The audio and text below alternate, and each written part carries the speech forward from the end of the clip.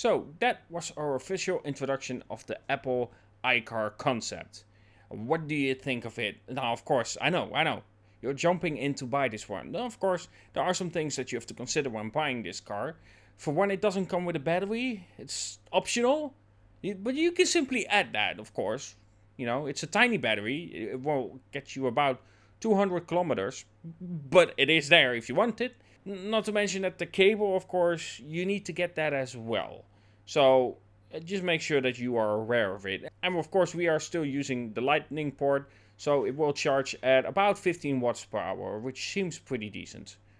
Yeah, so that is the Apple car. What do you think of it? Of course, let me know in the comments below. And of course, this little fun joke at the end. What do you think of the concept itself? It's the first time ever for me to design a car.